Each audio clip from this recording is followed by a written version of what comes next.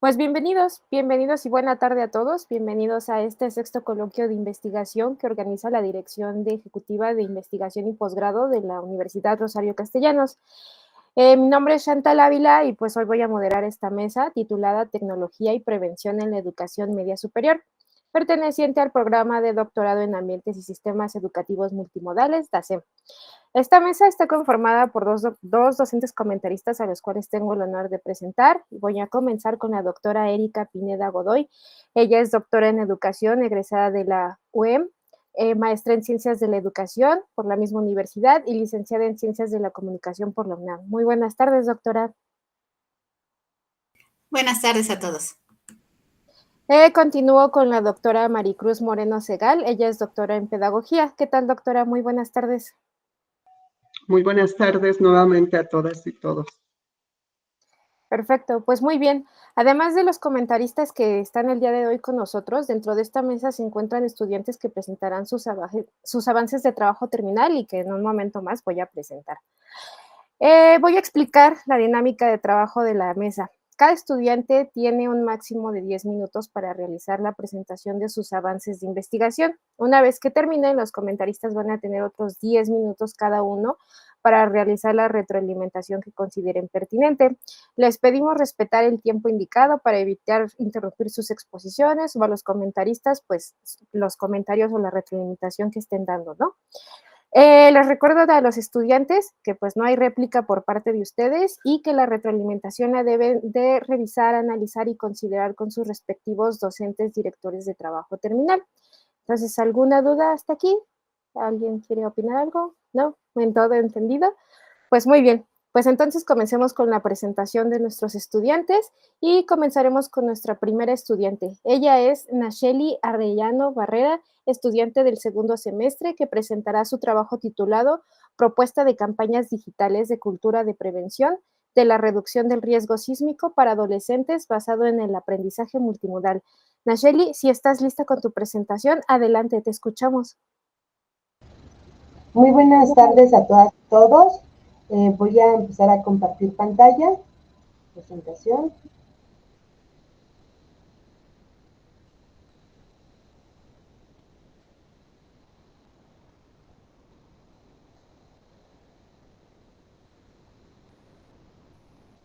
Bien, pues la propuesta del trabajo es una propuesta de campañas digitales de cultura de prevención, de reducción de riesgo de desastres para adolescentes basado en el aprendizaje multimodal.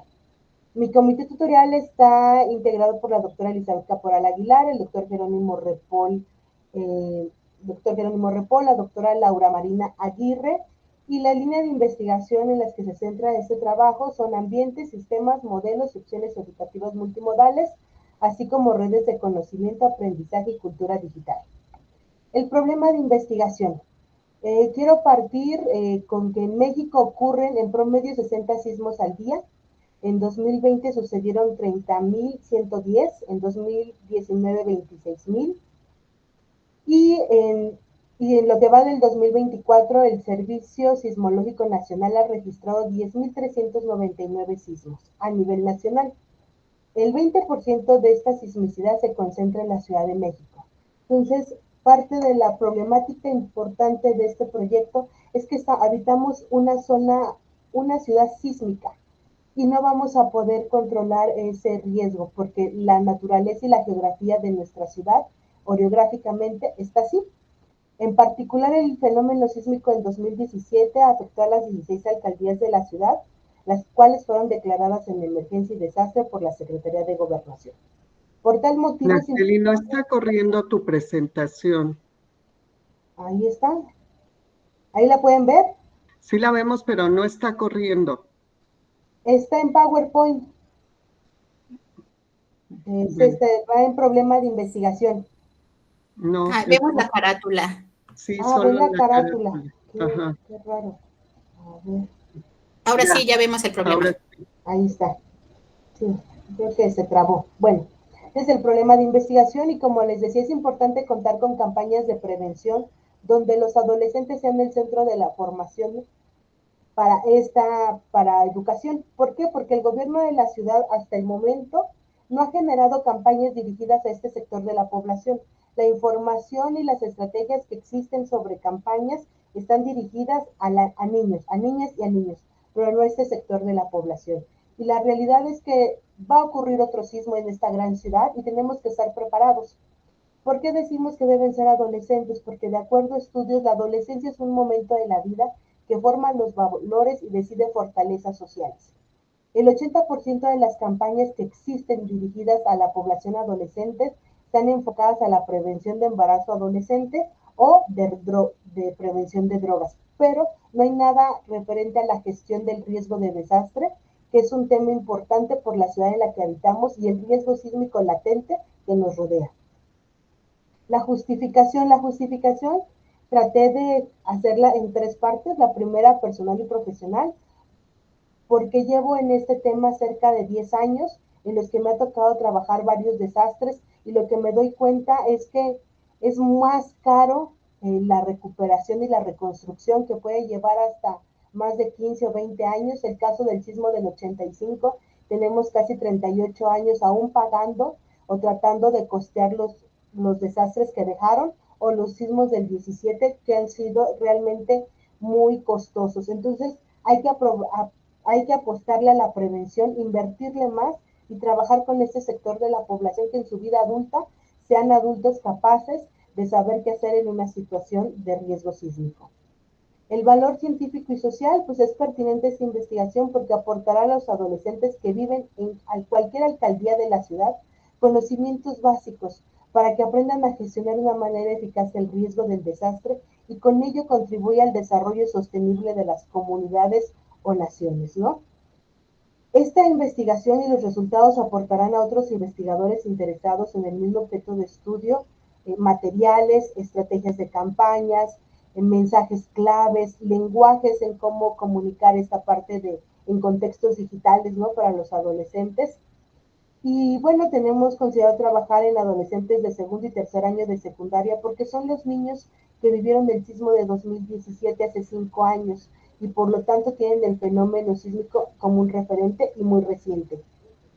La pregunta general es, ¿qué elementos requieren considerarse en el diseño y difusión de campañas con ambientes multimodales dirigidos a la población adolescente y que sean posible generar una cultura de identificación, prevención e investigación para hacerla resiliente ante este fenómeno perturbador?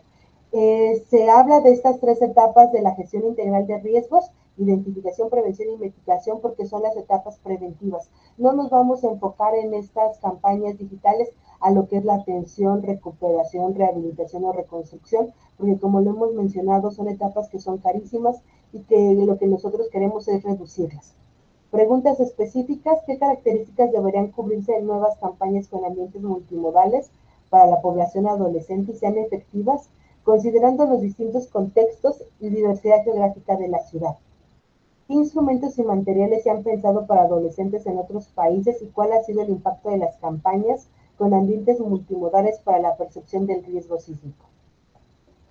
El supuesto de investigación que tenemos para esta investigación es que la implementación de una campaña digital basada en el aprendizaje multimodal impactará en el nivel de concientización de cultura de la prevención de las y de los adolescentes en la Ciudad de México, para reducir los riesgos a los que están expuestos ante el fenómeno sísmicos en los contextos diversos, considerando a todas las alcaldías. El objetivo general: diseñar y llevar a cabo la difusión de campañas con ambientes multimodales dirigidas a la población adolescente que permita generar una cultura de prevención, emergencia y reconstrucción, haciendo resilientes ante fenómenos perturbadores. Objetivos específicos: definir las características que deberán cubrirse en las nuevas campañas con ambientes multimodales para la población adolescente y que sean efectivas considerando los contextos y diversidad geográfica de la ciudad. Analizar los instrumentos y materiales que hay para adolescentes en otros países y cuál ha sido el impacto de las campañas con ambientes multimodales para la percepción del riesgo sísmico. Esta es una síntesis del estado del arte que he podido revisar durante este tiempo que llevo en el doctorado. Son 30 documentos internacionales, entre los que destacan la estrategia de Yokohama, el marco de acción de Hyogo y el marco de Sendai.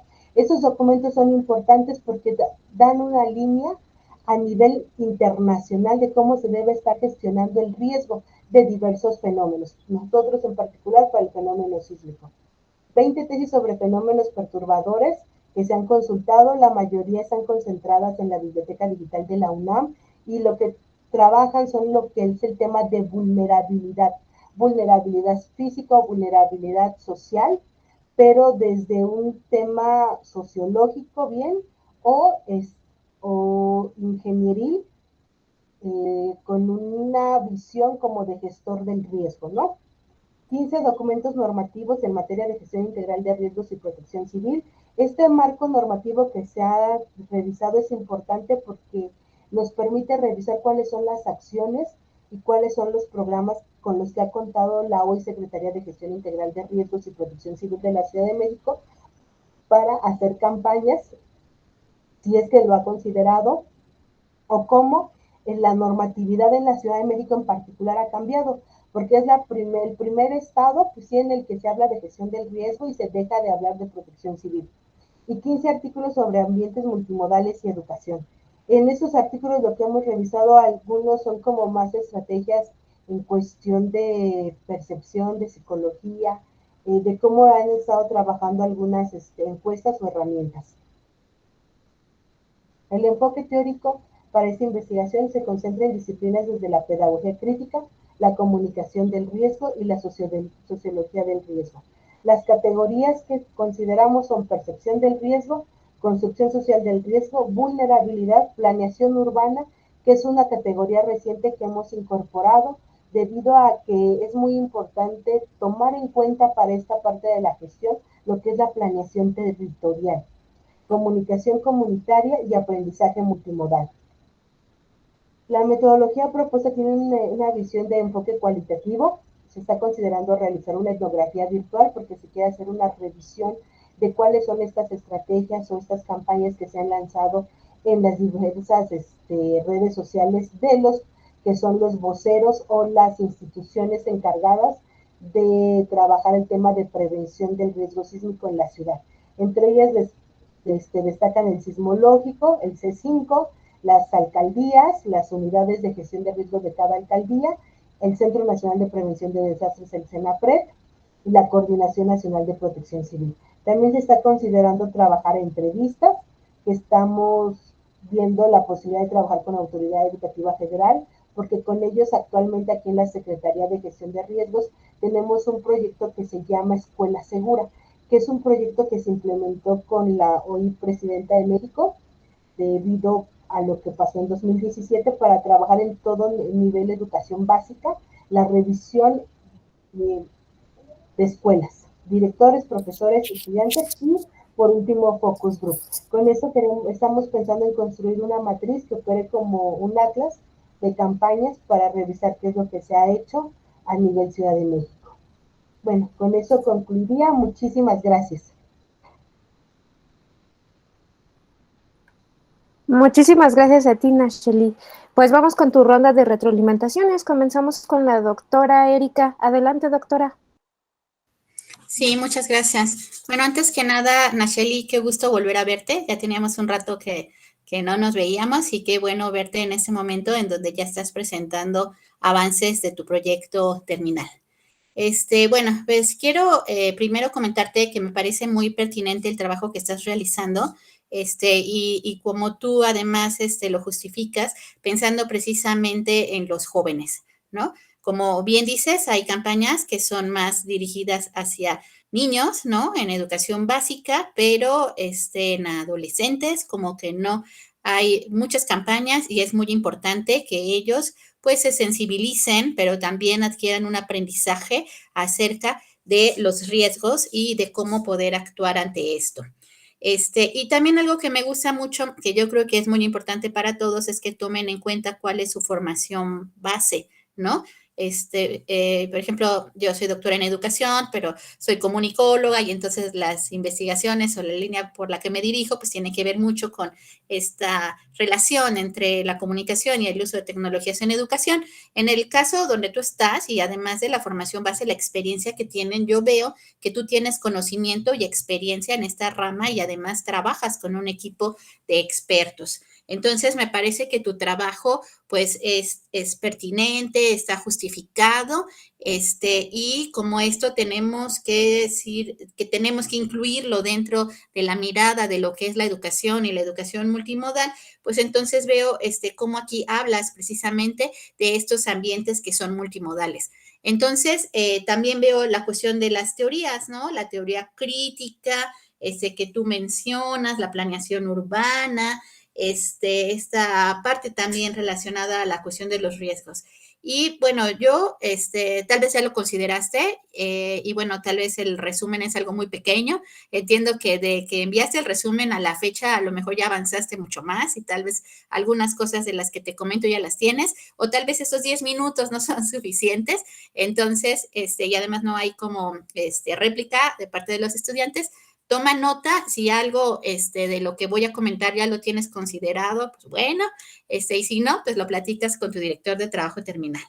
Mira, Cobo y Moravec hablan de lo que es el aprendizaje invisible. A mí me parece que es sumamente importante porque habría que pensar dentro de lo que es la educación formal, que hay muchas cosas que no se consideran. Entonces, cuando nosotros nos preguntamos cómo se aprende, lo que nos dice Cobo y Moravec en este libro de aprendizaje invisible es que dentro de lo que es la educación formal, que es esta educación que se da en las escuelas, que se certifica, donde hay títulos, boletas y todo esto, nada más se aprende entre el 10 y el 20%, y que entonces entre el 80 y 90% se aprende fuera de la escuela. Y esto quiere decir dentro de lo que es lo no formal y lo informal. Entonces, esta cuestión de las campañas, creo que estaría dentro de lo que viene siendo la educación no formal.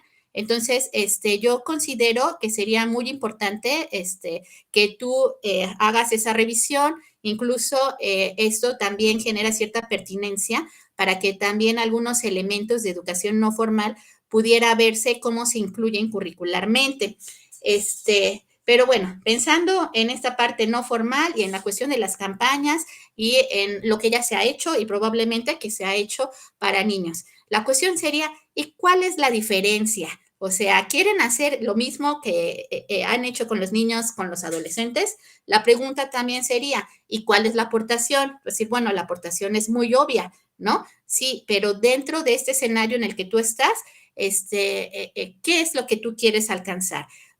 Veo que vas a trabajar también con lo que es la etnografía. Entonces, cuando trabajamos investigación cualitativa y lo que es la etnografía, podemos comprender, ¿no? Estos fenómenos. Entonces, queremos llegar a la comprensión, queremos llegar a la aplicación, les interesa, o sea, además de las campañas, dentro de las campañas, generar algún taller. Creo que en la cuestión metodológica todavía tiene que haber mayor claridad en cuanto a cuáles son los elementos que se van a seguir, hacia dónde se va a llegar.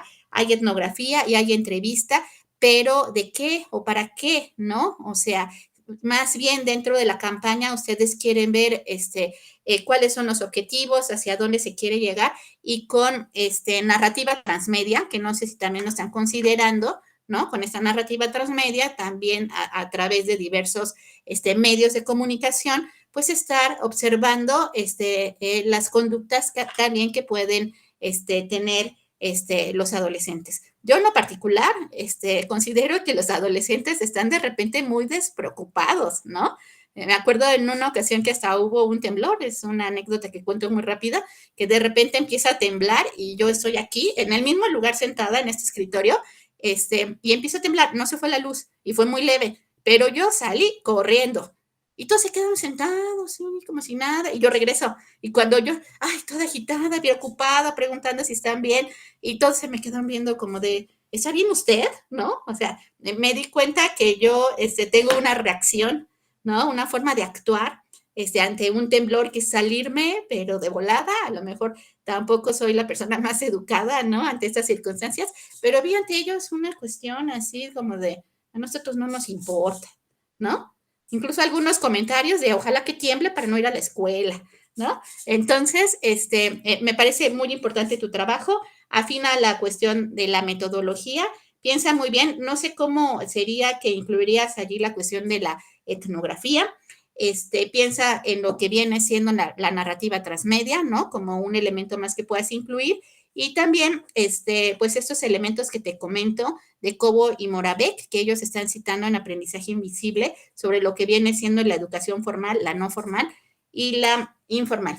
Y bueno, y también de manera muy clara como cuál sería pues el impacto o la aportación que se estaría dando a partir de ese trabajo terminal de doctorado.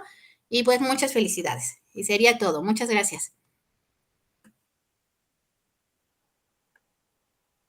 Muchas gracias, doctora, por sus comentarios. Vamos con la retroalimentación de la doctora Maricruz. Adelante, doctora.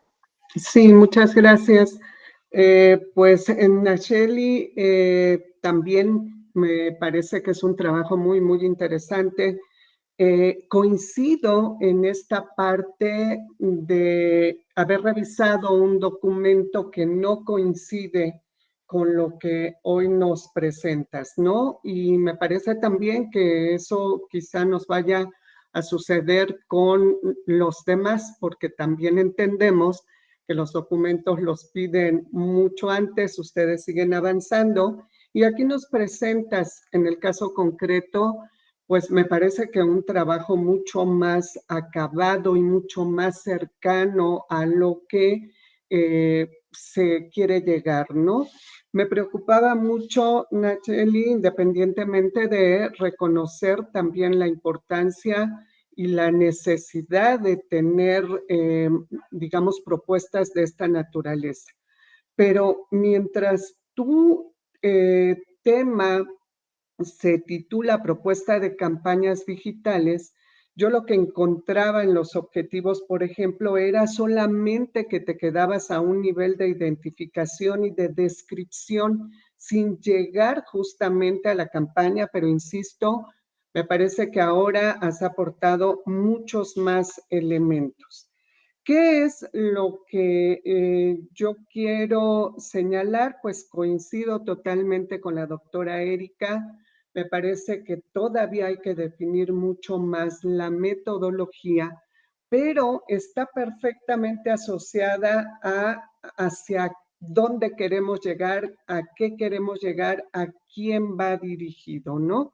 Porque mientras no definamos concretamente si va a estar siendo efectivamente una formación informal o se va a quedar meramente en una cuestión informativa.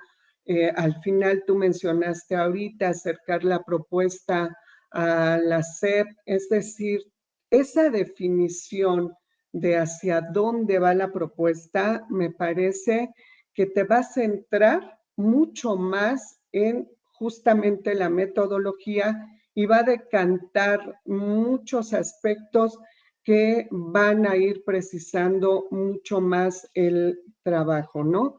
Quiero yo hacer una reflexión en torno, porque va asociado esto de hacia dónde, cómo hacerlo, con relación justamente a los adolescentes. Si tú bien dices, ok, es la etapa en la que adquieren valores, la etapa en la que toman conciencia de este tipo, a lo mejor, pues de circunstancias.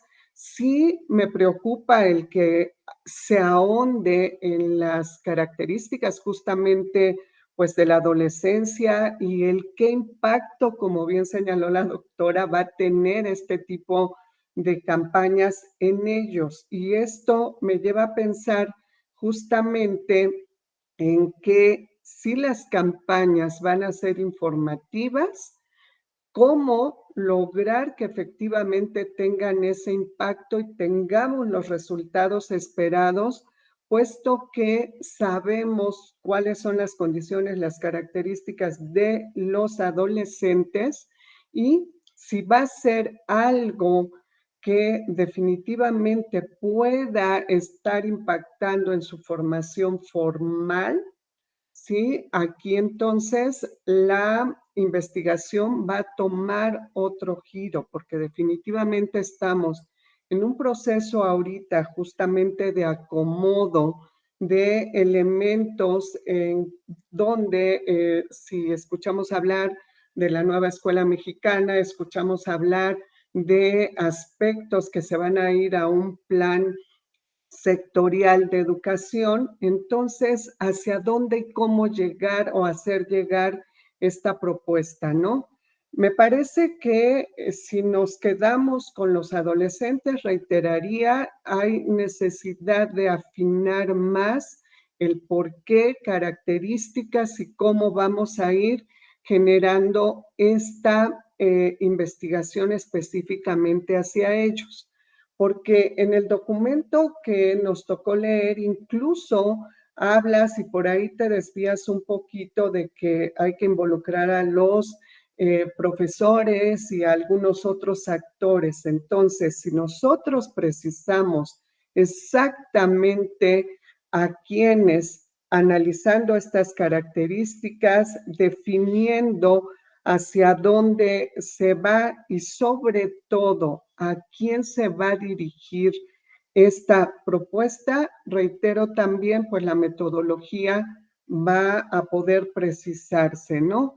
Me parece también que tenemos que revisar si presentamos un trabajo ya de este nivel, cuidemos redacción, cuidemos incluso acentos, que de repente ya no estamos como poniendo mucha atención en si va un acento aquí y en otro, y de verdad cambia nuestra narrativa, ¿no? Entonces, yo invitarte, Nayeli, en este sentido, sí, tienes mucha información ya ahorita, eres especialista en el tema, solamente precisemos con mayor claridad hacia dónde queremos llevar la investigación y si efectivamente va a ser una campaña o varias campañas digitales. No olvidar también que esa metodología deberá de ir asociada a cómo elaborar esas campañas digitales, independientemente de estas propuestas que bien nos señala la doctora Erika. ¿Nos vamos a quedar con campañas digitales o nos vamos a quedar solamente a nivel de identificar qué es lo que se ha hecho y a lo mejor medio sugerir? Hay que encontrar entonces esa congruencia y esa nivelación entre todos los elementos de la investigación para que lo que tú tienes muy claro, Nayeli, pueda quedar en un documento bien determinado, con una propuesta bien clara y con esa exactitud de a quién va dirigido. De mi parte sería todo y bueno, pues felicitarte de verdad porque es un tema que tiene en este momento y durante toda la vida seguramente de no solamente de los adolescentes, de todos nosotros, pues en altibajos nos toca vivir esta situación. Así es que la propuesta será muy pertinente, Nayeli, en el sentido de dirigirla correctamente. Muchísimas gracias, doctora Maricruz. Igual, muchísimas gracias a Nayeli por su presentación. Muchas gracias. Continuemos con nuestra siguiente estudiante. Gracias. Bueno, a continuación, Carlos Isaac López García, estudiante del segundo semestre, presentará su trabajo titulado Música, Ambiente Multimodal en Sistema Semiescolar del Instituto de Educación Media Superior en la Ciudad de México. Adelante, Carlos, te escuchamos. Buenas tardes a todos. Un placer estar. Agradezco el tiempo. Soy, como dice la maestra, Carlos Isaac López García.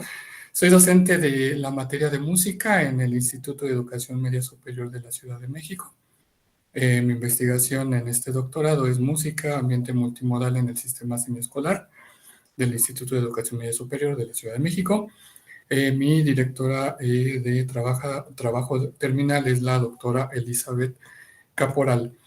En los últimos años, la integración de la tecnología en la educación ha transformado significativamente las metodologías de enseñanza, de aprendizaje en la educación media superior.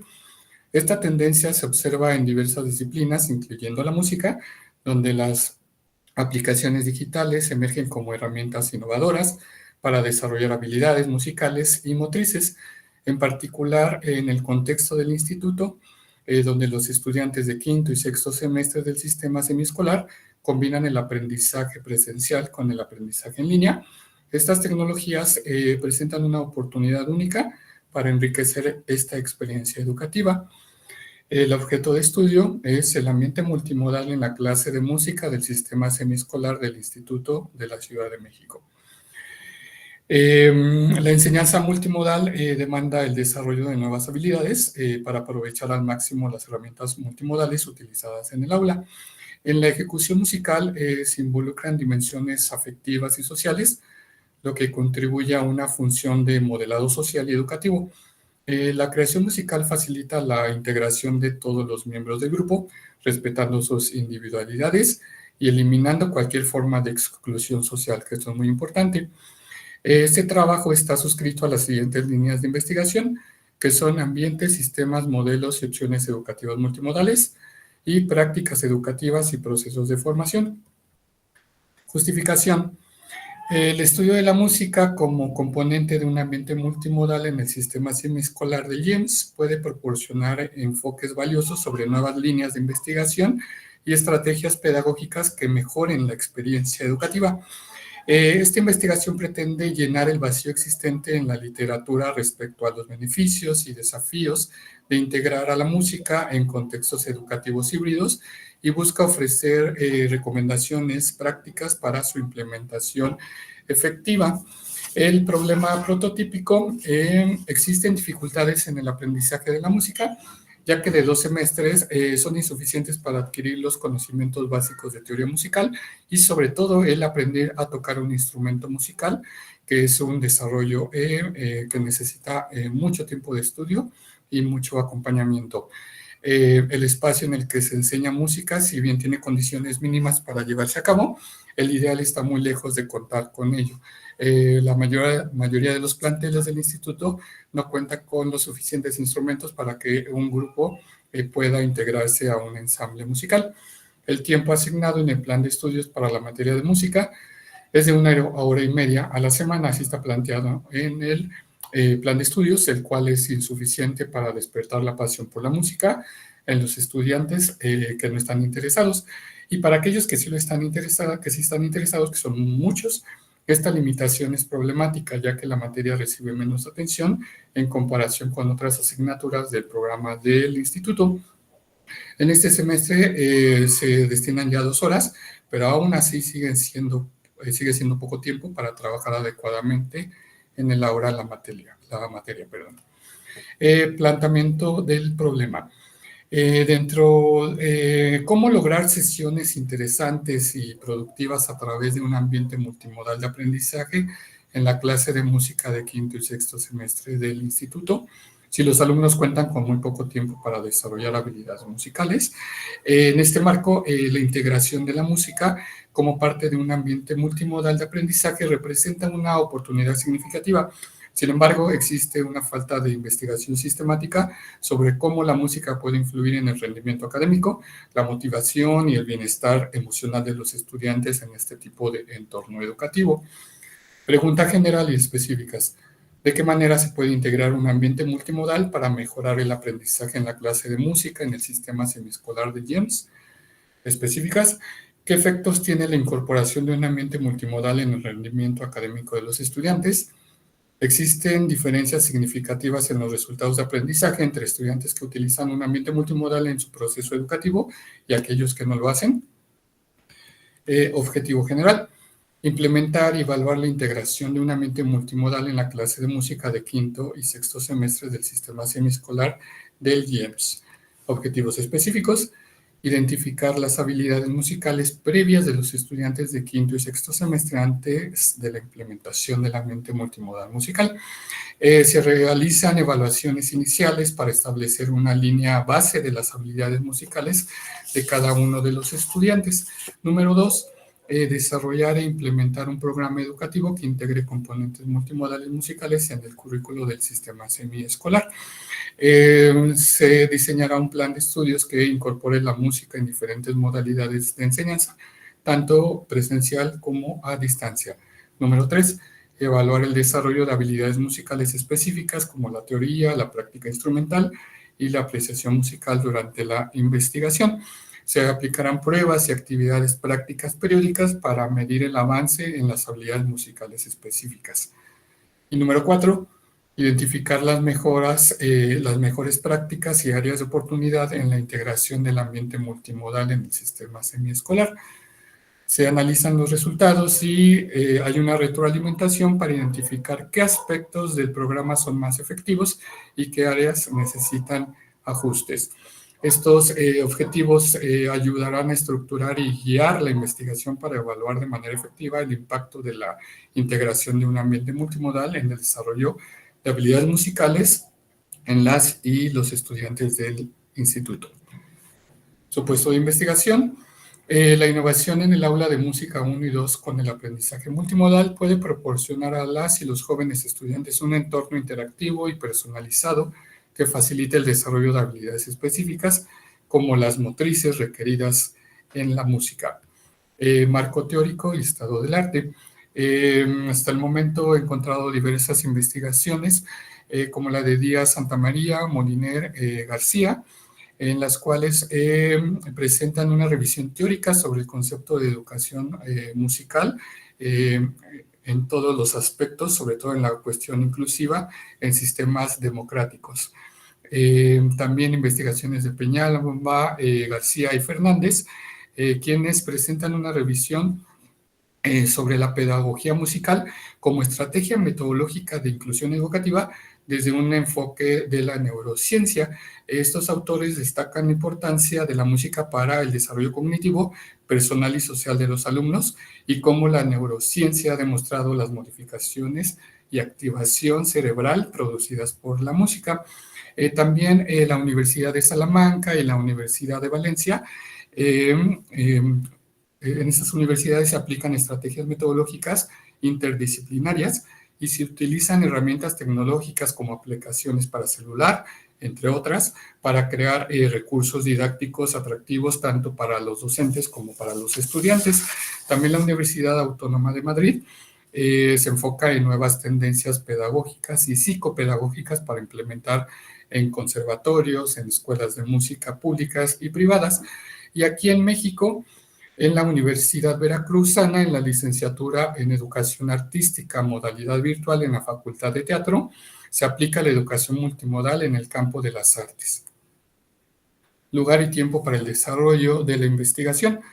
Se está llevando a cabo en el Instituto de Educación Media Superior de la Ciudad de México, plantel Coajimalpa, Josefa Ortiz de Domínguez. Etapas para el desarrollo de la investigación son los 3 años que dura el doctorado. Su primera etapa, que es 2023-2024, segunda, 2024-2025, tercera fase, 2025-2026. Cada una de estas fases con sus respectivos semestres.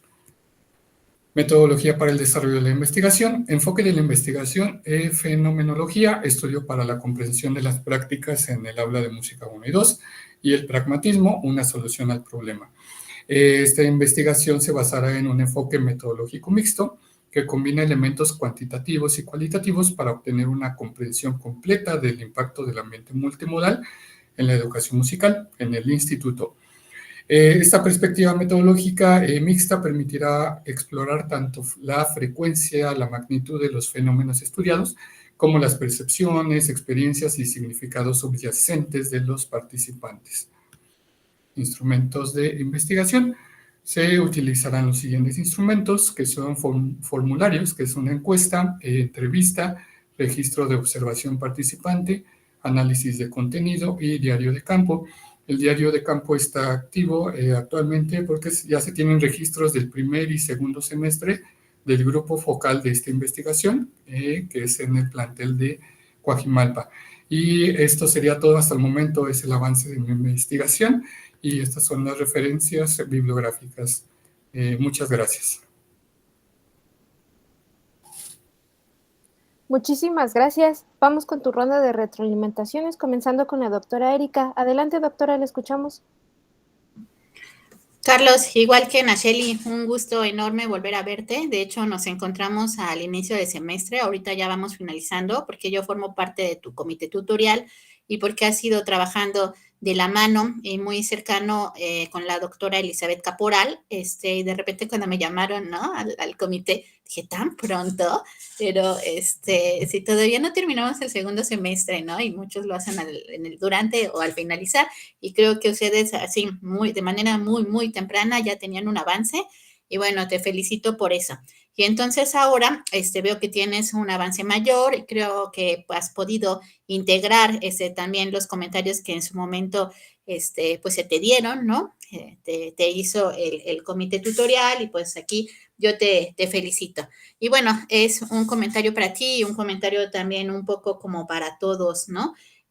Hay que prestar mucha atención a la cuestión metodológica y al cronograma de actividades que van a tener, y pensar muy bien en la cuestión del tiempo, porque ustedes tienen que hacer un artículo y esto es obligatorio, ¿no? O sea, independientemente de la modalidad por la que van a titularse, pues tienen que entregar un artículo. O sea, haces tesis, haces un artículo, ¿no? Haces 2 artículos, ahí tienes que entregar artículo. En la experiencia que tenemos con los estudiantes, que ahorita ya están en sexto semestre y también con los que salieron en diciembre, ¿no? La generación que ya salió, es que de repente ¿y cuándo enviaron el artículo a publicar? ¿No? Entonces, yo estoy con un estudiante y entonces el gran como dilema que tenemos es, ¿a dónde lo enviamos? Porque hay revistas que se tardan 6 meses en hacerte la revisión y hasta 1 año en publicarte, ¿no? Entonces, yo les quiero sugerir que dentro de esta, y bueno, y a ti ahorita en manera particular, por el avance que tienes, dentro de esta planeación y de este cronograma, pienses en qué momento yo voy a tener listo el artículo. Yo pensaría que debes tener el artículo terminando 4º o iniciando 5º para que ya lo envíes. Y así todo 5º y 6º tengas por allí un colchón hasta de 1 año para que se envíe, se revise y también se publique, ¿no? También para que lo consideres, pero si vas a enviarlo, pues entonces hay que adelantarle porque pues ya debes de tener también algo que mostrar, ¿no? Algunos datos, a veces en este artículo no necesariamente presentas toda la investigación completa, a lo mejor presentas una línea, una parte y luego pues tú continúas trabajando. Entonces, creo que sí hay que tratar de darle como que mayor velocidad a esto. Y también en la cuestión metodológica, pues creo que lo que hace falta, tal vez lo has trabajado y ahorita por el tiempo no es posible observarlo, como más fineza en qué y cómo se va a hacer, porque entiendo que este es un trabajo de intervención. Entonces, si es un trabajo de intervención, pues hay un diagnóstico, hay una propuesta y hay una evaluación de la propuesta. Y eso se podrá decir rápidamente y de forma sencilla, pero realizar todo eso, pues sí implica tiempo. Entonces, aquí es muy importante la planeación que vas a hacer.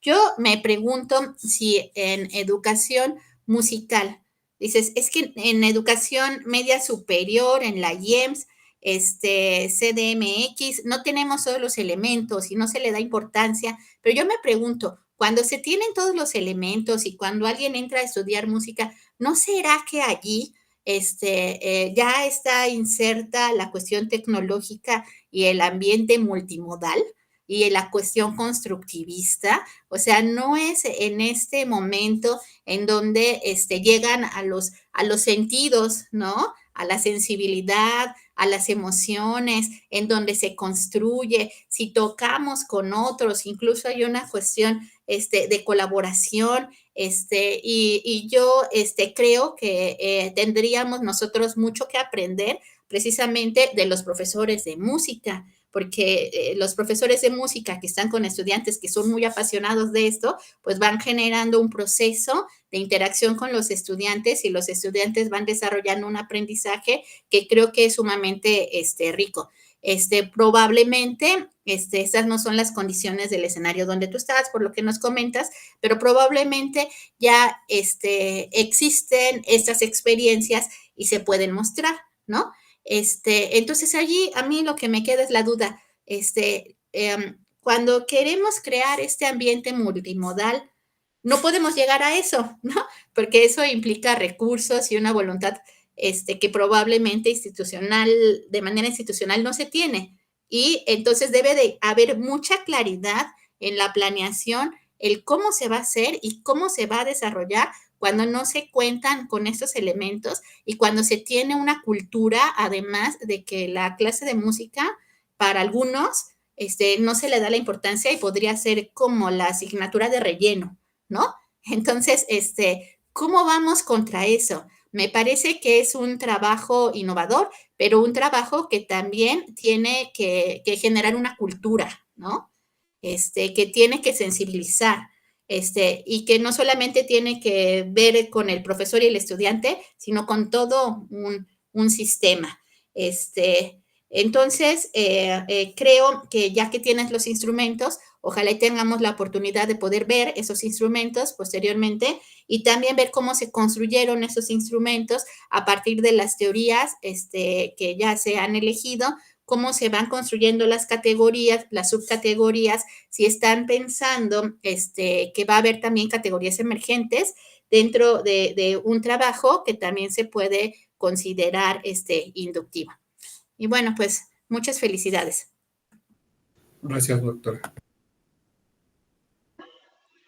Muchas gracias, doctora, por sus comentarios. Vamos con la doctora Maricruz Moreno. Adelante, doctora. Sí, muchas gracias.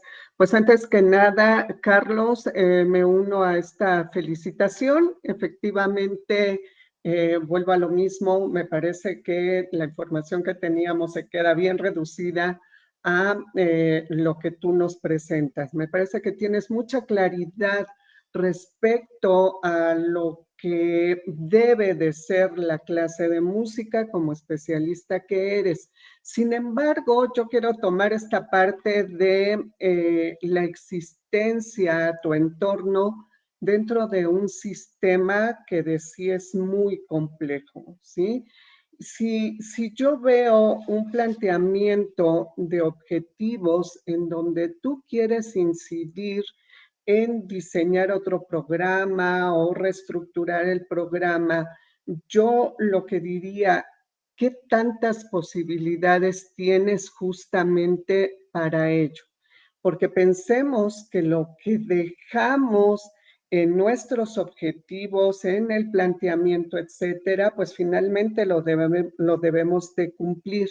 Y tú ya llegas así como hasta la etapa de evaluación, etcétera, que puede ser toda una línea, digamos, sí, de ensayo, de ir registrando, de ir evaluando, entiendo yo, antes de llevar la propuesta a donde la quieres llevar.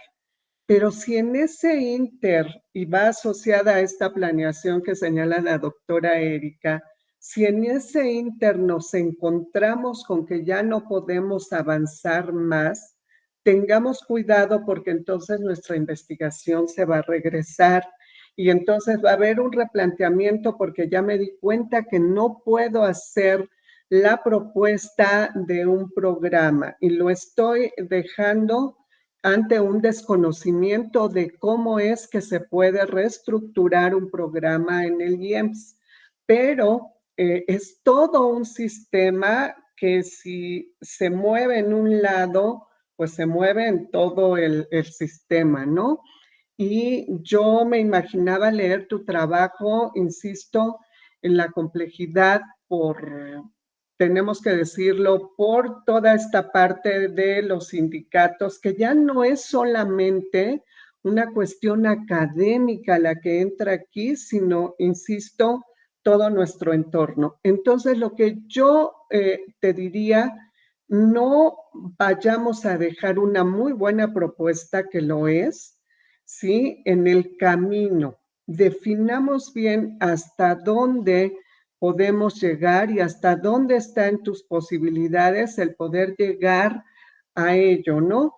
En este sentido, cuando tú hablabas de este ambiente multimodal y decías esta combinación de lo presencial y de la parte en línea, etcétera, también me imaginaba efectivamente, como ya se señaló, todas estas experiencias que se tienen en todos los niveles educativos, pero pensemos en que no nos vayamos a confundir, bien dicho, ante una carencia de elementos, ¿sí? Esta falta lógica de no llegar a los objetivos de lo que una clase de música nos puede dar. Yo traía efectivamente esta parte que tú ya señalaste en la exposición de la pedagogía musical. Me parece que ahí efectivamente nos da muchísimos elementos el que revises, que yo sé que ya lo hiciste ahora que lo vi, pero que tengamos también muy, muy claro si un ambiente multimodal se va o se tiene que implementar cambiando o no un programa. ¿Y a qué voy? Tú eres un docente que tienes toda la experiencia y que puedes crear ese ambiente multimodal en tu clase sin necesidad de llegar a una propuesta de modificación del programa. Esto lo que significa es que queda en un nivel de cómo yo en esa intervención o en esta parte, justamente ya también señalada por la doctora, y coincido totalmente, es intervención educativa lo que tú estás planteando y que puede a lo mejor con esta valoración que tú hagas quedar solamente en tu actuar docente y que tú valores perfectamente si después o dejes esta propuesta, si se puede llevar a cabo, etcétera. Pero insisto, que no te vayas a atorar con algo que no podemos a lo mejor al final llevar a buen puerto, ¿no? Entonces, me parece que en términos generales esa sería mi mayor preocupación, un replanteamiento sí de objetivos que de igual manera, si tú los vas a replantear, se va a ver reflejada en o reflejado esto en la metodología también y la propuesta muy específica de que ahondes más en la parte de intervención educativa para que de esta forma, pues bueno, se empiezan a acomodar tus piezas que de verdad también resulta un trabajo muy, muy interesante. Tenemos una docente que no sé si siga vigente, que es la doctora Zanoli con nosotros, que es concertista y que ella a lo mejor también nos puede estar dando elementos muy interesantes al respecto, ¿no? Sería cuento. Y muchísimas felicidades, Carlos. Muchas gracias, doctor. Muchísimas gracias, doctora, por sus comentarios y de nueva cuenta muchísimas gracias a ti, Carlos, por tu presentación. Continuamos con nuestro programa. A continuación vamos con nuestra tercera estudiante. Ella es Jairi Ariadne Calderón, estudiante del segundo semestre. Presentará su trabajo titulado La comunidad estudiantil y el plagio académico, el caso del curso de escritura de textos académicos originales de prepa en línea, CEP. Adelante, Jairi. Gracias, buenas tardes. ¿Me pueden confirmar nada más si sí se puede ver bien ya? Sí, así es, estamos viendo tu presentación en pantalla. Ok, perfecto. Muchas gracias. Pues buenas tardes a todos. Me llamo Jairi Ariadne Calderón Lula. De la mano de la docente directora, la doctora María Eugenia Rodríguez Paz y parte de mi comité tutorial, que está conformado por el doctor Giovanni Bryan Lechuga Izaguirre y el doctor Amílcar Chavarría. Se ha estado trabajando en la investigación que hasta el momento se titula La comunidad estudiantil y el plagio académico, el caso del curso de escritura de textos académicos originales CETAO de prepa en línea C. En este caso, la línea de investigación que se sigue es la de redes de conocimiento y aprendizaje de la cultura digital. Aquí solamente hice un concentrado del contenido de la presentación del día de hoy. Y bueno, con respecto a lo que vamos a presentar el día de hoy, es que precisamente hay un avance del trabajo hasta el momento, considerando, por supuesto, lo que se ha estado trabajando durante el segundo semestre y que se ha consolidado con el trabajo de las dimensiones metodológica, referencial y teórica. Ahora bien, los sujetos de estudio en este trabajo son los estudiantes de prepa en línea CEP. Por consiguiente, se hizo una búsqueda de la situación actual del conocimiento, considerando palabras clave como educación media superior, plagio académico, honestidad académica, bachillerato y estrategias antiplagio. El periodo de búsqueda comprendió del 2020 al 2024 y en este caso se hizo énfasis en el ámbito internacional y después en el nacional. De aquí parte de las investigaciones que se estuvieron en este caso consultando, pues algunas de ellas, como las de Díaz Brito, realizaron un estudio cuasi experimental en el cual trabajaron sobre lo que fueron los efectos de la capacitación y la retroalimentación sobre el plagio académico en estudiantes de bachillerato, encontrando precisamente que si a los estudiantes se les capacita y se les retroalimenta adecuadamente sus actividades, pues es mucho más sencillo que no puedan incurrir en ese caso en plagio. Respecto de Inclán, que trabajó con la práctica escolar de copiar y pegar en el bachillerato en la Universidad Nacional Autónoma de México, hablaba sobre las experiencias obtenidas en los estudiantes, porque ellos la mayoría de las ocasiones utilizan esta forma de copiar y pegar que tienen ya bastante, digamos, adecuada en su día a día escolar, debido a que se trata de prácticas aprendidas en otros niveles anteriores. Ramos, 2017 nos dice que hay una promoción de los valores de la honestidad y autenticidad académica, en la cual pues se busca que en las diferentes áreas del conocimiento, tanto en la parte de las humanidades y de las ciencias sociales, pues en los bachilleratos que son en línea, pues es imperante el hecho de que se busquen estrategias para poder combatir en este caso el plagio. Si bien es cierto, sus artículos plantean el plagio como deshonestidad académica, algunos otros orígenes del plagio precisamente se acentúan cuando los estudiantes, pues precisamente realizan prácticas que son inadecuadas desde la educación básica incluso. En este caso, pues toman decisiones con base en sus valores, entre plagiar y no plagiar, además de que no se les dota de las estrategias para en ese caso evitarlo.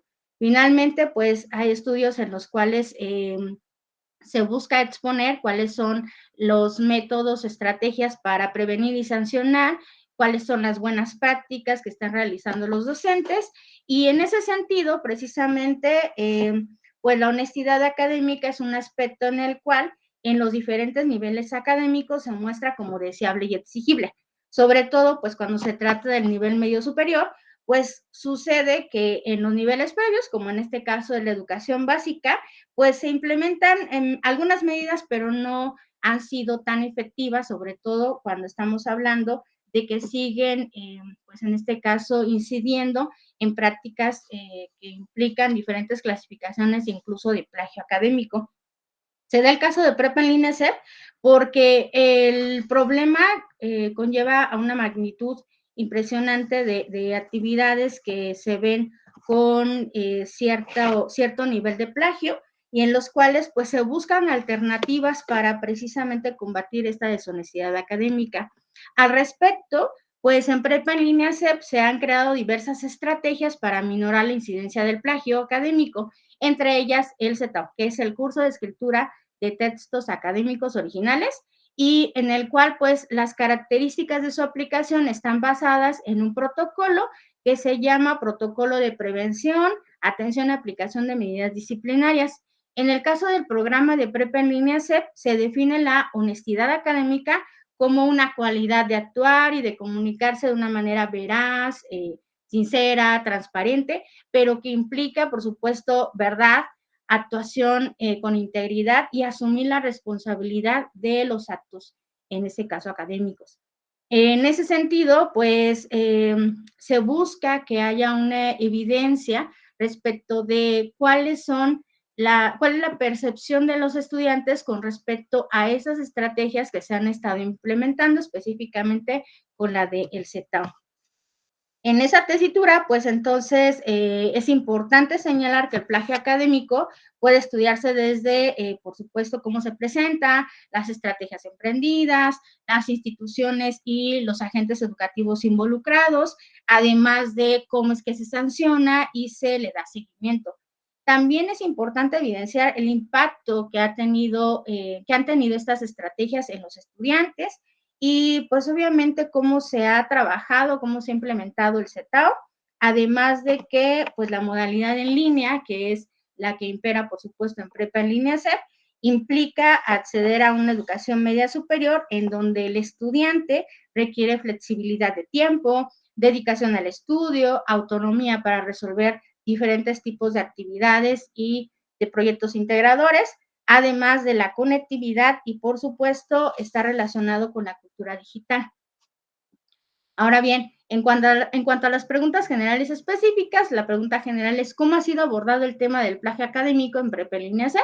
¿Cuál es su impacto y percepción en los estudiantes? Y como específicas, ¿cuáles han sido las estrategias que se han implementado en Prepa en Línea CEP para prevenir y combatir el plagio? ¿Cuáles han sido las repercusiones ante el plagio académico para la comunidad, estudiantes, asesores virtuales, tutores y autoridades de Prepa en Línea CEP? Y finalmente, ¿cuál es la percepción de los estudiantes de Prepa en Línea CEP frente a esas estrategias implementadas con referente o frente al plagio académico? Ahora bien, en cuanto a, en este caso, el supuesto, pues se busca que la percepción, conocer la percepción de los estudiantes de Prepa en Línea CEP con respecto al plagio y la honestidad académica, debido a que se considera que varía de acuerdo con la experiencia que tuvieron cursando el CETAO, existiendo una relación de los diferentes factores que ayudan a que se cometa el plagio y cómo es que sea en ese caso superado. Ahora, en cuanto al objetivo general y específicos, el general es conocer los resultados para prevenir y combatir el plagio en las y los estudiantes del CETAO. En los específicos es identificar los factores que reconocen las y los estudiantes de Prepa en Línea CEP como las causas para incurrir en plagio, así como sus motivaciones para situarse en ese supuesto. Analizar la percepción de los estudiantes sobre las consecuencias éticas y académicas que ocurren cuando hay plagio. Y finalmente, conocer la percepción que tienen los estudiantes sobre el CETAO para prevenir y combatir el plagio académico. En cuanto a lo que es el enfoque teórico, para la cimentación teórica de la investigación, se abordará el planteamiento constructivista de Pierre Bourdieu sobre cómo las personas, cuando forman parte de un sistema, tienden a moverse, actuar y orientarse según la posición que ocupan en el espacio. A través de estas categorías analíticas, como son hábitus, campo y capital, se va a estudiar cómo en este caso las personas o los estudiantes, no son conscientes de su actuar, simplemente reaccionan de manera automática de acuerdo a lo aprendido por el sistema social y educativo en el que estuvieron inmersos, por lo que pues forman parte del plagio académico aquellos estudiantes de nivel medio superior de manera pues inconsciente, como algo aprendido. La consecuencia de esas prácticas inadecuadas para elaborar actividades y proyectos, como ya lo había mencionado, en este caso, pues, se lleva o se enfrenta a algunas estrategias para su combate y, pues, en este caso, se busca precisamente a través de lo que es, en este caso, esta metodología que implica seguir un método cuantitativo con alcance descriptivo, en el cual, pues, se aplicaría un cuestionario en el cual se recopilaría la percepción que tienen los estudiantes sobre el plagio y la honestidad académica, además de las estrategias que han implementado y la experiencia que han tenido en el CETAO. Pues en este caso, finalmente, pues hasta el momento en el que nos encontramos en la investigación, se ha estado trabajando en lo que es la dimensión conceptual, igual teórica y metodológica. Y bueno, en este caso, pues aquí muestro parte de las referencias que se trabajaron y pues finalmente queda a su disposición. Muchas gracias por la atención y por sus comentarios. Muchísimas gracias, Jairi, por tu presentación. Vamos con tu ronda de retroalimentaciones, comenzando con la doctora Erika. Adelante, doctora. Jairi, también un gusto enorme volver a verte. Me encantaría ser parte de tu comité tutorial. O sea, de verdad, vas a decir, ¿y por qué no, doctora? Soy un poquito ocupada, tengo muchos estudiantes, pero si necesitas algo, con mucho gusto, si en algo puedo ayudarte, bueno, pues ahí nos comunicamos. Me parece súper interesante lo que estás trabajando y súper pertinente hablar precisamente del plagio. Y me parece que está muy bien que estés revisando a partir de lo que es el hábitus, ¿no? Y entonces yo también me he planteado mucho esto. Es que no es tanto que el estudiante nada más sea un mañoso, malo que quiere cometer plagio. Esto también forma parte, ¿no? De este hábitus, de este seguir, ¿no? Lo que los otros hacen y de esta circunstancia, lo cual no los justifica, vamos a decir, ¿no? Hay una cuestión de la honestidad que se debe seguir. Mira, también me parece interesante que el escenario sea prepa en línea CEP, que precisamente, porque creo que el trabajo de prepa en línea CEP es un trabajo que se tiene que divulgar, se tiene que mostrar lo que se está haciendo. Sé que en prepa en línea CEP tienen un modelo bien interesante. Creo que dentro de la descripción del escenario hay que mostrar lo que es prepa en línea CEP, como creo ya lo estás haciendo, mostrar el modelo y también de manera muy clara las actuaciones que tienen para tratar de evitar el plagio, ¿no? Y aún así, pues se sigue viendo esta cuestión de lo que es el plagio. No sé, a lo mejor, coméntalo allí con tu directora de trabajo terminal. El concepto de literacidad digital probablemente pueda ser muy pertinente, ¿no? Porque estamos hablando de prepa en línea C, de un tipo de estudiante, y la cuestión de la literacidad digital, pues precisamente tiene que ver con esta visión también crítica que debe tener el sujeto, ¿no? Para poder discernir, ¿no? Entre las fuentes y poder saber qué es lo que va a hacer con esto, ¿no? Entonces creo que este concepto te puede servir. Y a mí se me ocurre también pensar, ya no es suficiente con contar con un programa antiplagio, porque tú le puedes meter el Turnitin y hay incluso ya algunas plataformas que te ubican el plagio, ¿no? O sea, Edmodo, fíjense que es una red social, cuando un estudiante en Edmodo se equivoca de trabajo y sube el mismo trabajo que subió en la tarea anterior, se dice plagio y de total, ¿no? Entonces aquí hay plagio, lo detecta, me equivoqué, es que subí la misma tarea anterior, ¿no? Entonces, aunque tengamos nosotros un programa antiplagio, no sé también si lo van a considerar o no, también considéralo con tu directora, la cuestión de la inteligencia artificial, porque tenemos al ChatGPT y mira que ya todos los chavos, y yo creo que sobre todo también los que están en prepa en línea C, porque en educación en línea luego pensamos que es pura gente mayor, pero en prepa en línea en C, pues hay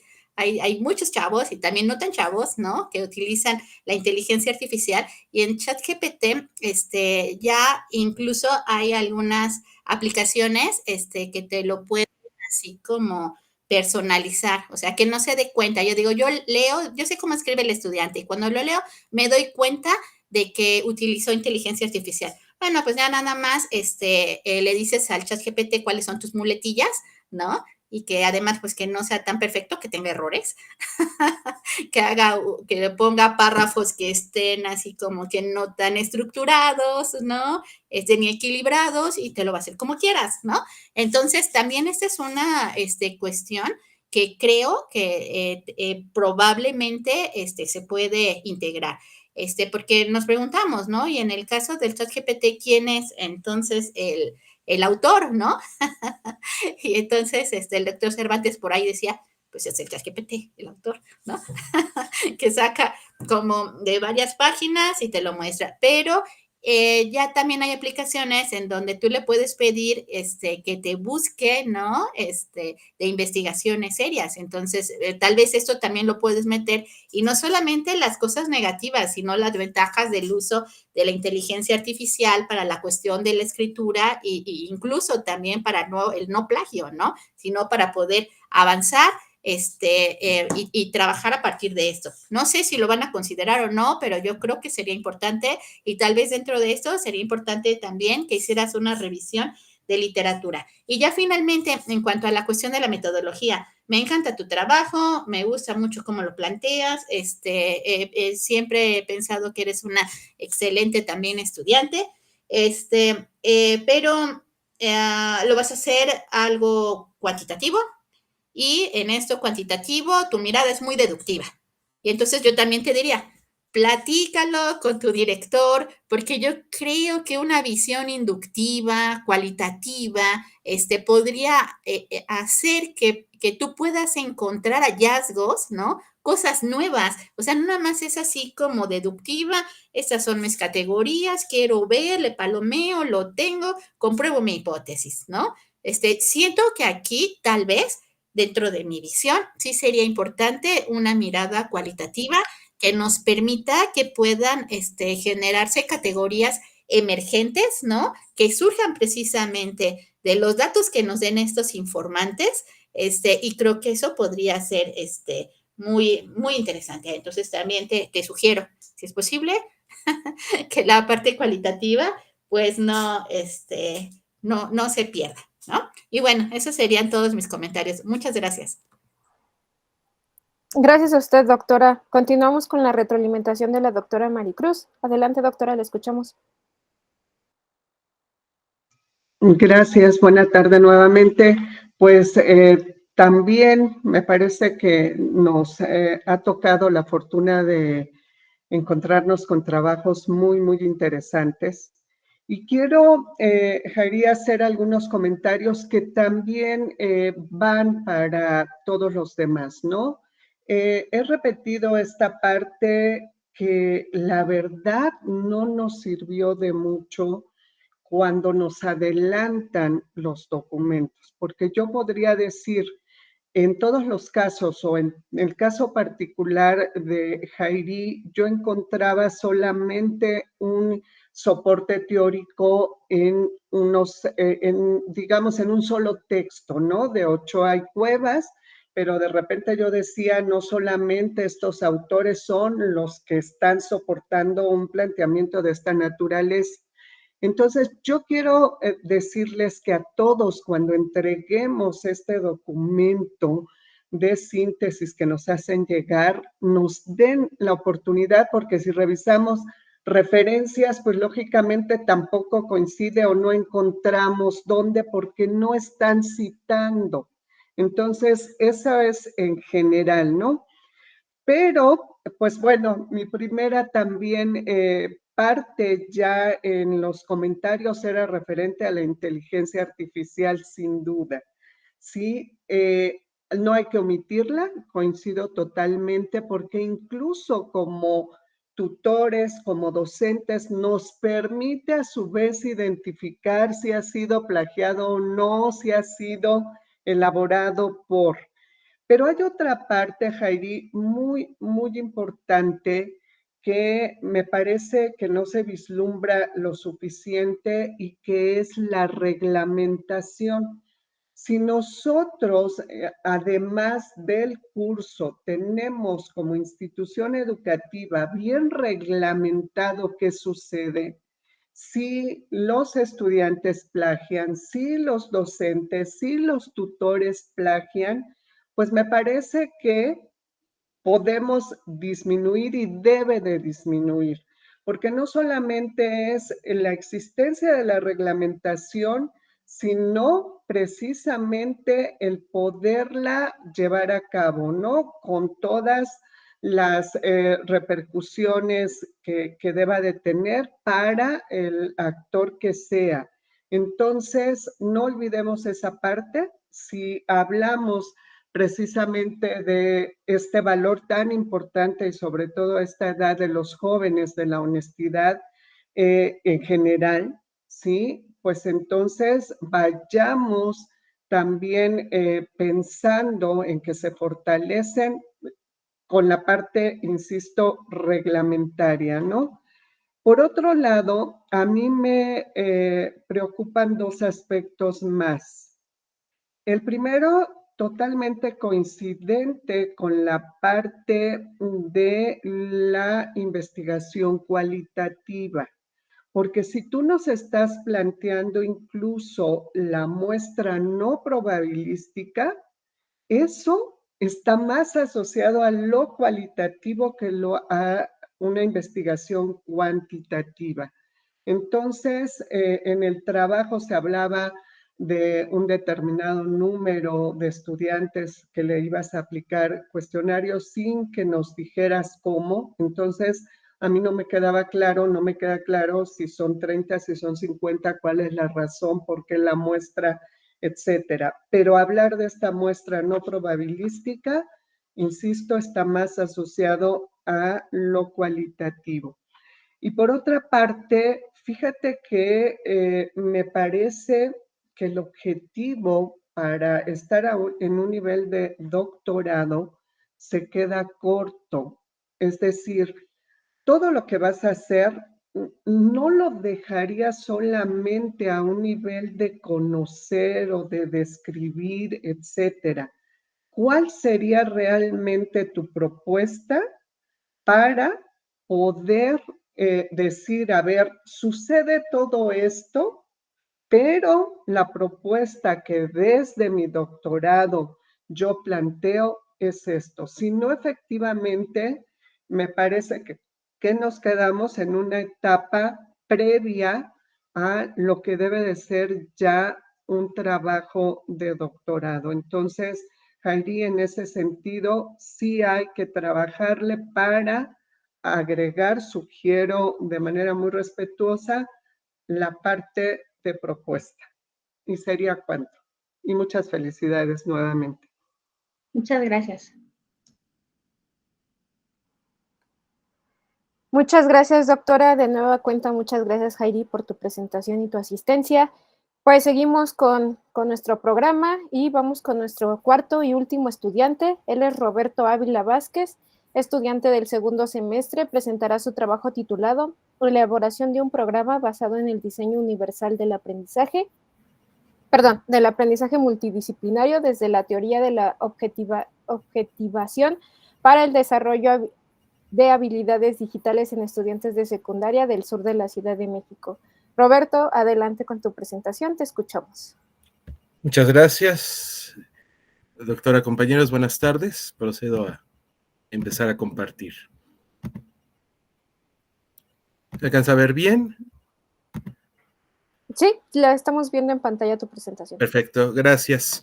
Este trabajo es dirigido por la doctora Lourdes Aguilar Salas, de la Universidad de Claustro de Sor Juana, y son mis tutoras la doctora Karen Fernanda Mezcua Kosterlitz y la doctora Guadalupe Maldonado Berea. ¿Cuál es el problema? Existe, de acuerdo con la evidencia que hay en la literatura, un déficit de investigación en cuanto a la brecha digital en Latinoamérica. En otras latitudes hay una investigación más o menos clara de cuáles son los problemas de inclusión digital, pero en Latinoamérica en general y en México en particular estamos teniendo una deficiencia tanto de planteamientos teóricos como de evidencia empírica para ver dónde se encuentra el problema. Hay una conciencia de que existe el problema, pero nos hace falta investigación para poderla plantear. Y solamente se enfoca en cuanto a cuestiones individuales. No hay enfoques grupales, no hay enfoques multimodales de investigación en este tema, que es donde pretendemos hacer la aportación. Surge durante la investigación, verificando el enfoque teórico que vamos a manejar, que la inclusión también requiere una visión vygotsquiana y constructivista. No solamente es lograr la inclusión digital a partir del esfuerzo individual, sino a partir de la cooperación y de la organización de los grupos dentro del aula, como se puede lograr una inclusión más auténtica. Entonces se plantea en este trabajo una propuesta para poder realizar un programa de habilidades digitales orientado bajo 3 pilares. Uno es la teoría pedagógica sociocultural de la objetivación de Luis Radford, que parte de la idea, uno, de que el aprendizaje es un encuentro del saber y ese encuentro se realiza de manera grupal, entendiendo al grupo como los estudiantes y el profesor. Entonces, esta propuesta tiene una metodología centrada en la investigación in situ y tiene una manera de entender el aprendizaje a través del análisis de los gestos y del discurso de los estudiantes para ver la incorporación de los nuevos saberes a través del encuentro colectivo. La propuesta tiene algunos problemas, primordialmente parte de la matemática educativa, pero poco a poco ha ido integrando otros saberes de otras disciplinas. Entonces se requiere de una reflexión de la interdisciplina en sí, de cómo es que se integran los saberes de otras disciplinas dentro de estas propuestas. Por eso surge la necesidad de trabajar a través de un enfoque multidisciplinario a partir de la objetivación. Y otro problema que tiene la propuesta es que parte de actividades que no necesariamente están al alcance de todos los estudiantes. No había una multimodalidad dentro de las propuestas originales de Radford y sus colaboradores, por lo que surge la necesidad de integrar una propuesta como el diseño universal del aprendizaje para poder plantear diversas modalidades y que los estudiantes puedan irse integrando de acuerdo a sus propias necesidades al encuentro del saber, de las habilidades digitales. ¿Cuál es el estado del arte con respecto a este tema? Como mencionaba, la teoría de objetivación parte de la matemática educativa y poco a poco han ido incorporando de manera natural propuestas sobre habilidades digitales. Entonces, de ahí se desprende la idea de dejar de trabajar con las matemáticas propiamente dichas y comenzar a trabajar con habilidades digitales. Algunos de estos trabajos son los que vemos en pantalla, el de Coromoto y Sánchez Prieto de 2019, donde comenzaron a trabajar con simulaciones computacionales. En este caso es el mecanismo de Klein, que es la simulación de un motor que simula el movimiento de un animal y se les pide describir a los estudiantes cómo es el movimiento del mecanismo. Otro esfuerzo importante fue el grupo que hicieron en Venezuela, el grupo de Luis Castillo Bracho, en el estado de Zulia. Ellos trabajan con simulaciones computacionales orientadas más hacia lo numérico y han comenzado a integrarlo de manera que haya una reflexión grupal con respecto a los saberes matemáticos que se plantean, sobre todo funciones lineales, es lo que ellos trabajan. Entonces ya no es entender la simulación como algo en lo que se enfrenta el individuo ante la pantalla, sino una experiencia más colectiva.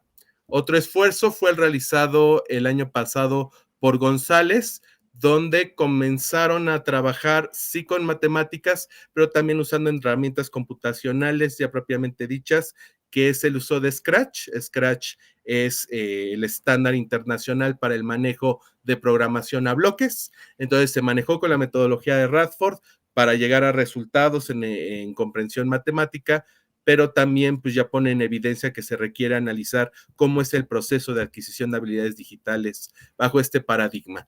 El último trabajo importante es el realizado por Salinas Hernández en CCH Sur por el análisis de caída libre a partir de simulaciones computacionales y el trabajo grupal que se realizó. Salinas trabajó con mi asesor de la maestría, con el doctor Isaías Miranda, entonces pues es el enfoque metodológico más cercano de este trabajo.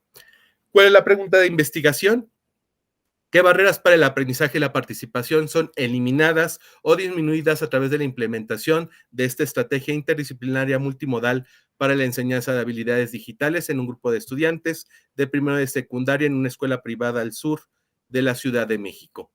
El objetivo de esta investigación es analizar las barreras del aprendizaje y la participación que se presentan durante el proceso de objetivación de habilidades digitales a través del diseño de este esquema multimodal que llevaría texto, audio y video en un grupo de estudiantes de primero de secundaria en una escuela privada al sur de la Ciudad de México.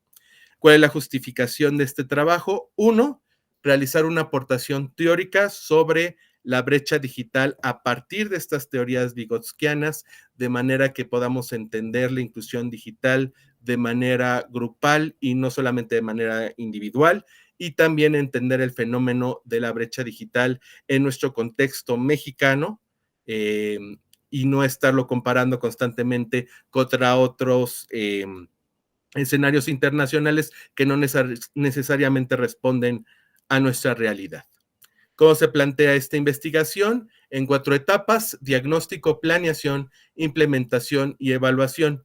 El diagnóstico pretende hacer la investigación documental sobre la brecha digital y realizar un cuestionario inicial sobre la población que se está investigando.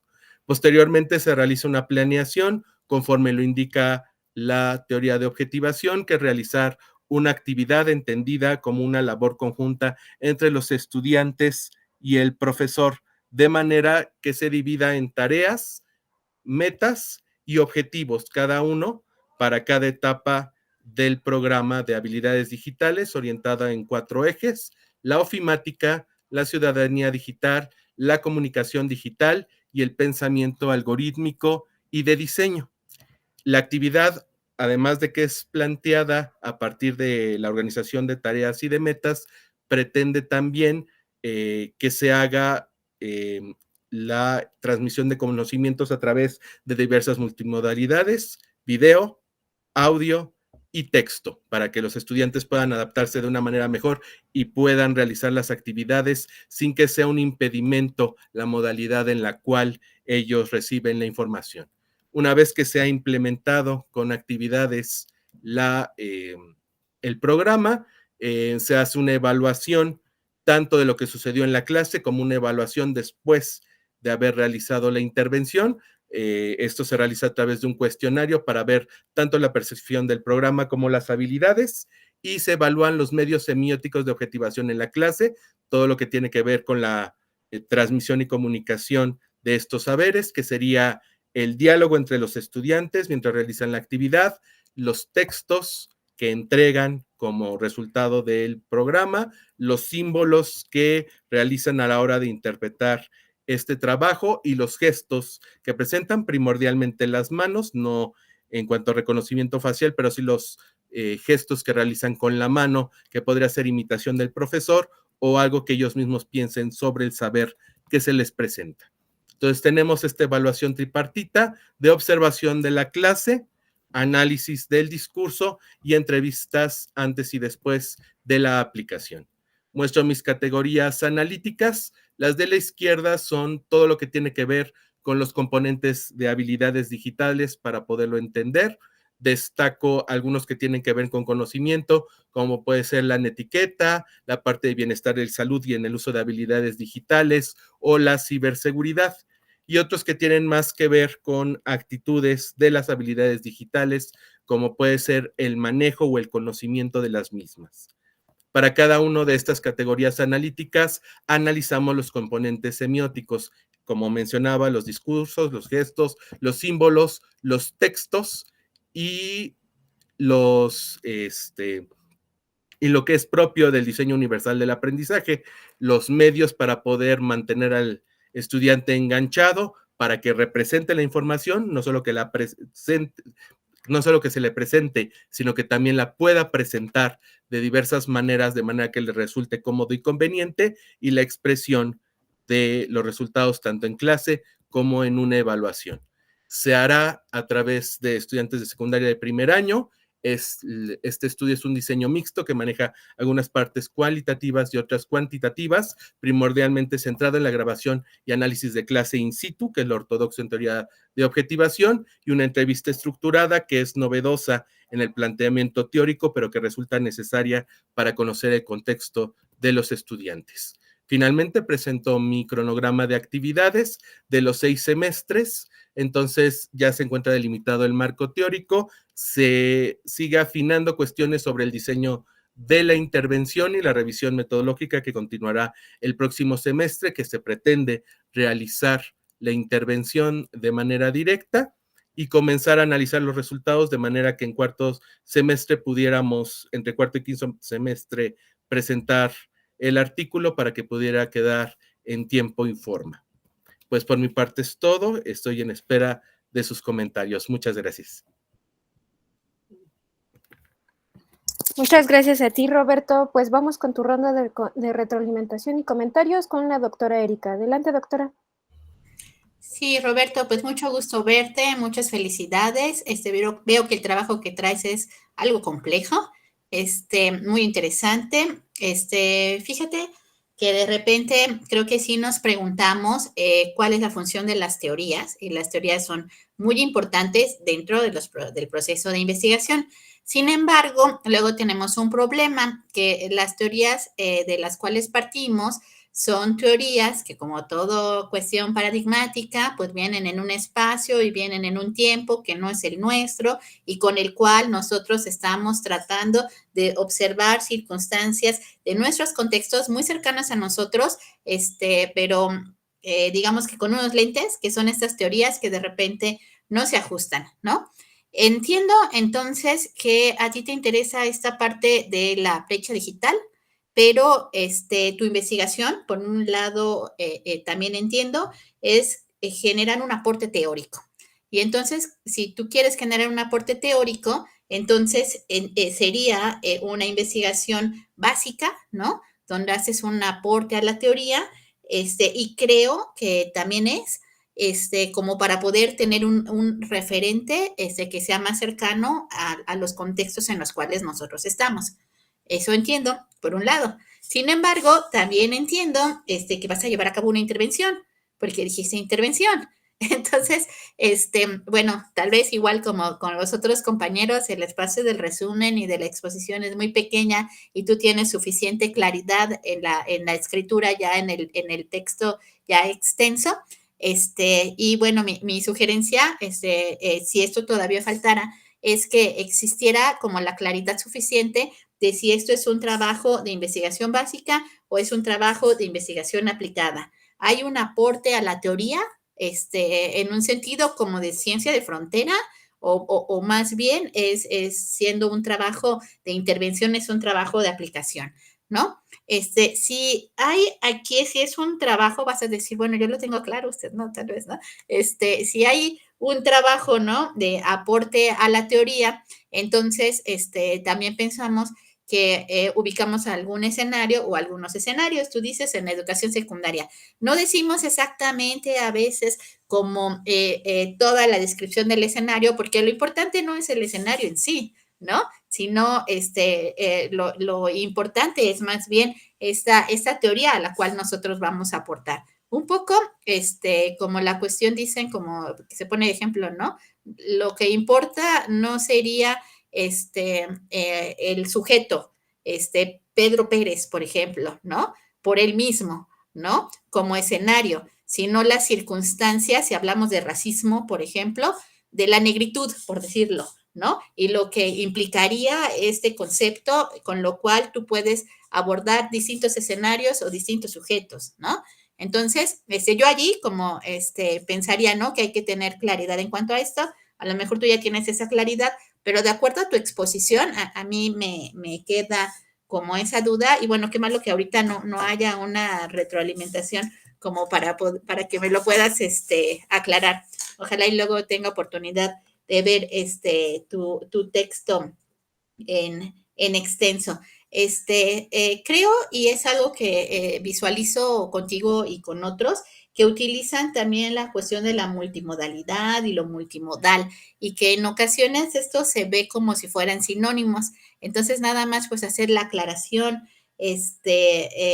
vas a llevar a cabo un diagnóstico, también una planeación, y dentro de esta visión, se trabaja lo multimodal o la multimodalidad, ¿no? O sea, cuando hablamos de lo multimodal, pues entonces serían diversos medios que pueden incluir. Cuando hablamos de la multimodalidad, entonces son diversas modalidades las que se pueden conjuntar y entonces estamos entendiendo como lo abierto, a distancia, presencial, ¿no? La cuestión de la hibridación. Pero los sistemas educativos multimodales, pues son algo mucho más complejo, en donde se incluyen incluso elementos, ¿no? No solamente de modalidades, ahí incluyes las modalidades y los medios, sino también modelos, ¿no? Que pueden ser modelos teóricos. Bueno, pues te felicito por todo el trabajo que has realizado. Me parece interesante también estas barreras, ¿no? De aprendizaje, ¿no? Y participación, ¿no? Son las que tú mencionas. Me parece también interesante, que implicaría precisamente estas barreras, pues estas brechas también existentes, entendiendo que la brecha digital, pues también tiene una cuestión transversal allí que es multiforme, ¿no? Porque hablamos de brecha digital, pero puede haber cuestiones etarias, ¿no? De edad. Pero hablamos de brecha digital, pero puede haber cuestiones culturales, ¿no? Hablamos de brecha digital, y puede haber cuestiones también psicológicas, ¿no? O sea, de identidad también dentro de esta brecha digital. Y bueno, esos serían mis comentarios. Ojalá que luego tenga la oportunidad de que podamos platicar.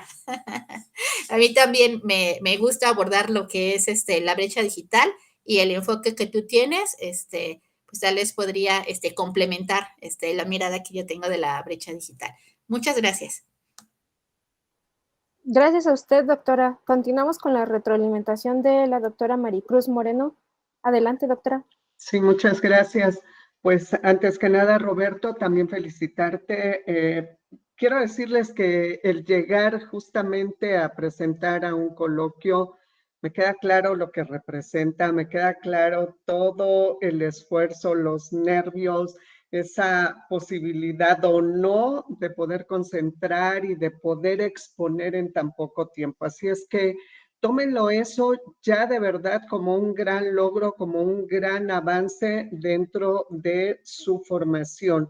Y yo te diría, Roberto, tómale la palabra a la doctora Erika, porque si bien es cierto, sabe en diferentes aspectos apoyar a los estudiantes y en metodología y en lo que quieras, en todo lo referente a brecha digital, tómale la palabra ahorita para que te pueda compartir. Y era justamente una de mis observaciones también, porque a mí me llamaba la atención, ahora que nos compartes que es una escuela privada, etcétera, pues esta, digamos, necesaria comparación entre lo público y lo privado, ¿no?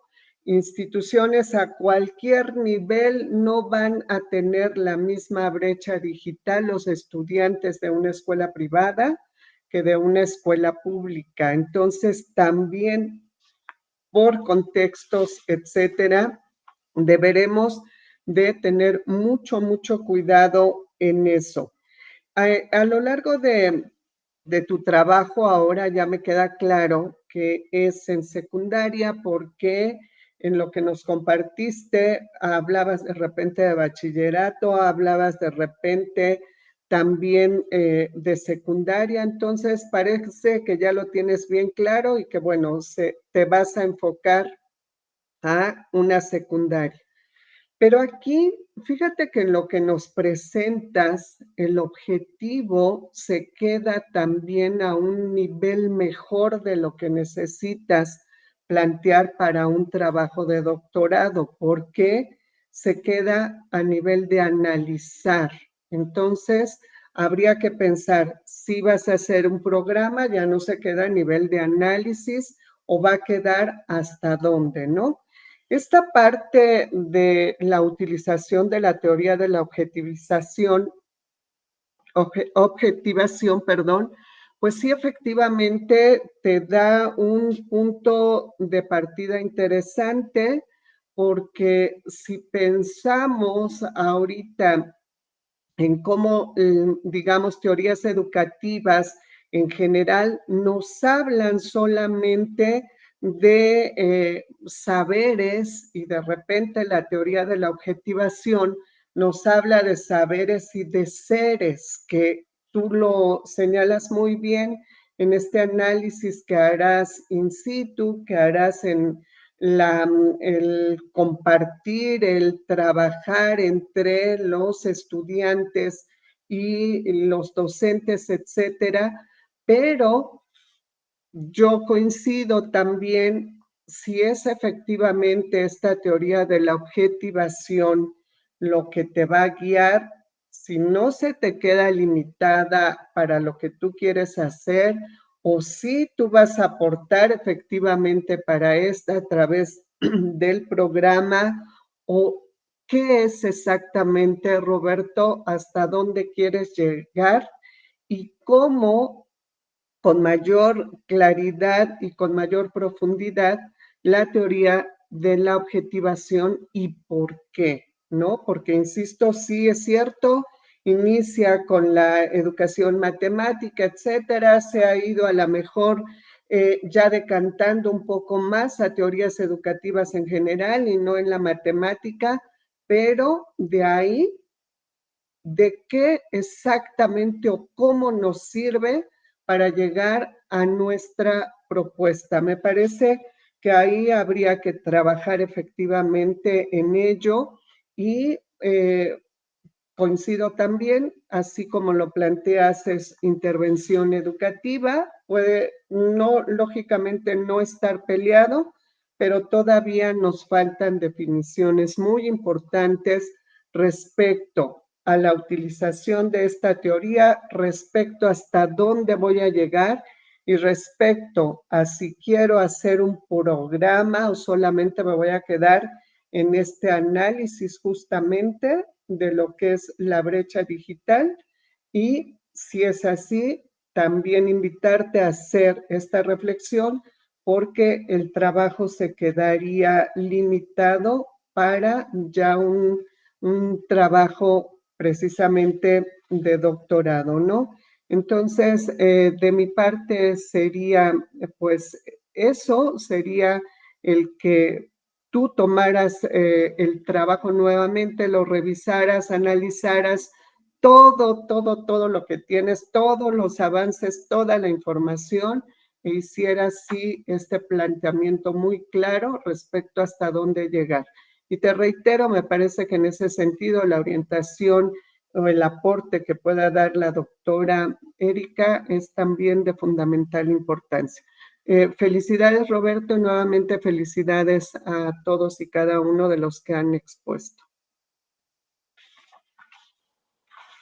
Muchas gracias, doctora. De nuevo, muchísimas gracias a Roberto por su presentación. Y pues bueno, con esto concluimos la presentación de todos nuestros estudiantes en esta mesa. Agradezco mucho su asistencia a los estudiantes, así como a las doctoras con sus comentarios.